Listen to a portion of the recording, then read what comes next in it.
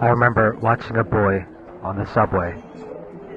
His father had bought him a gift and he surprised him with it. The kid was opening it and you could really feel the excitement from him. And the father was just so happy just watching his son opening this gift.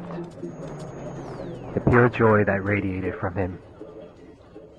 And in that moment, I thought to myself, maybe that's how my father felt as he took us to Toys R Us. The joy that he had, just being able to give something to your child, and watching that child be so happy. And even if it's only for a couple of minutes, all that you have to give, all the energy is in that little gift, but the response is so perfect, and you just want to bottle it up because you know that many years down, these moments will be so precious, hard to come by, and rare. Our fathers reflect what we could become, and often what we strive to be. They are also reminders of mistakes that are best to get away from. Fathers were once boys who transformed into adults, who went to have kids of their own. My father had to drop out of middle school to take care of his brother and sisters.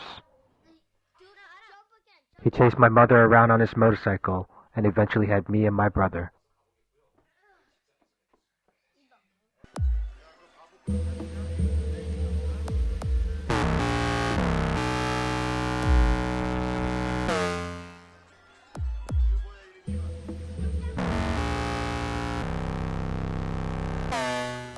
He came over to the United States with $100 in his pockets.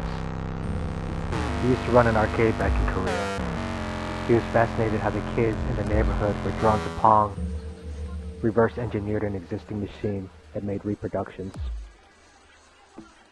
He soon launched his amusement game company with imported game boards from South Korea and called himself Video Game Man. I think coming to the United States, he dreamed of a version of America only immigrants can see. He enjoyed the scale and the abundance of everything. He forced his way into a society that was reluctant to accept him, and for the most part, his ignorance kept him safe.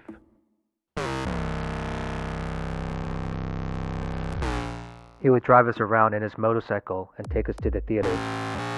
He would give us quarters to spend at arcades, asking us to test out new games for him. We would go to video game conventions and car shows, and he would record our trips to Niagara Falls on his camcorder. He never asked much of me except obedience. There were cultural differences, so he never played basketball with us or took us camping, but that never bothered me. He never asked me to become a lawyer or a doctor like most Asian parents. As my brother and I hit our teenage years, he drifted away from family life. He was around less, he was gambling a lot more, and spent much of his time away from home. A lot of our vacations were spent at the casinos. He threw his money at baccarat and the slot machines, and supplemented his gambling with a terrible golf game. He bred dogs part-time, but most of them were born sick and many were buried in our backyard. I don't have many memories of my father doing housework. I felt he stopped being a father when I was 14 and started thinking of me as an employee. As with most children, we have a long list of complaints we want to file with our fathers, but I'll spare you the boredom.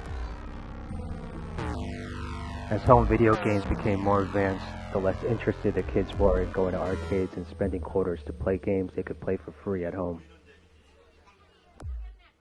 Not knowing how to pick up on this trend, he kept hedging his money on foolish optimism and eventually went bankrupt.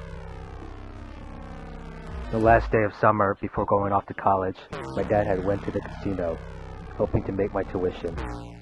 He came back empty-handed. My dad told me to pack up my things anyway and get ready, saying he would come up with the tuition somehow. Within the span of a couple years, we would lose our house on Cernan Lane. My parents would go through a short separation, and trust in my father's judgment would fall apart. No matter his flaws, I always had a deep-rooted respect for my father. Eventually, that respect would turn into contempt. Soon after I graduated, my parents planned their third act. Oz Garage Sale, a 3,000 square foot Midas repair shop converted into a used everything store. They sold TVs, mattresses, old furniture, motorcycles, computers. Whatever you needed, it was there. They ran this business for nearly 20 years. He developed the business on brutal ignorance and funded it with sweat. He lacked any business comprehension, but he always found ways to make money. My parents fought often over things like customer discounts and inventory, but much like starting the business together, they retired together. I've always kept a healthy distance from him, intentional, yet there was always a part of me that wanted to know him more. I hope to say I have this thorough knowledge of this man who raised me, or can chronicle his life story properly. I admired this man tremendously as a youth, and hated him into my adulthood. I tried my hardest to be a different version of my father, a better husband, a more involved parent. But in the end, I am my father, and he is me. The apple doesn't fall far from the tree.